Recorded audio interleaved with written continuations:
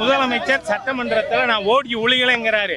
இன்னைக்கு முதலமைச்சர் ஓடி ஒளிஞ்சிருக்காருன்னு இந்த ஆர்ப்பாட்டத்துக்கு அனுமதி மறுத்ததிலிருந்தே தெரியுது. விமர்சனத்தை தாங்கிக் கொள்ள முடியாத கோழை முதலமைச்சர்.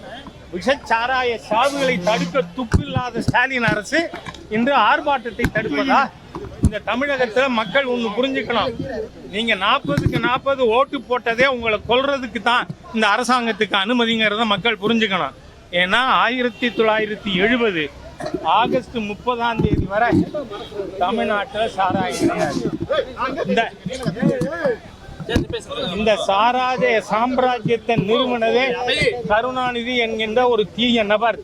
இன்னைக்கு சாராய சாவுக்கு வித்திட்டது யாரு? கருணாநிதி. திமுக குடும்பம், ஸ்டாலின் குடும்பம், உலகார குடும்பமா இன்னைக்கு அந்த ஒரு ஆட்சி மாறி போயிருக்கு.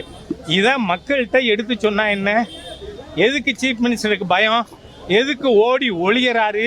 ஒளிஞ்சுக்கிண்டு காவல்துறை குண்டர்களை வச்சுக்கொண்டு பாரதிய ஜனதா கட்சியினுடைய தொண்டர்களை தடுக்கிறதா? இந்த ஆர்ப்பாட்டத்தை தடுத்தா பின்விளைவுகள் மோசமா இருக்கும்.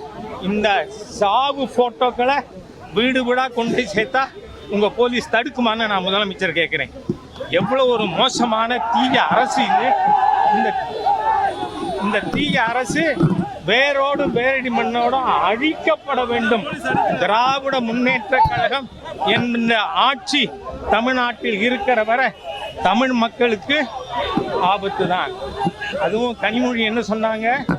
இளம் விதவைகள் தமிழ்நாட்டில் அதிகமாக இருக்குன்னு. உங்க அண்ணன் இன்னொரு 55 இளம் விதவையை கூட்டி இருக்காரு எண்ணிக்கையை. ஆகவே இன்னைக்கு எங்க போனாங்க அவங்க கனிமொழி அவர்கள்? ஆனா போயிட்டாங்க.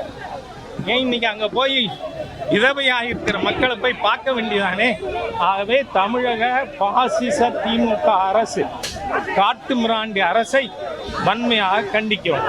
பாதகம் செய்பவரை கண்டால் நாம் பயங்கொள்ளலாகாது பாப்பா, மோதி மிதித்து விடு பாப்பா, அவர் முகத்தில் உமிழ்ந்து விடு பாப்பா.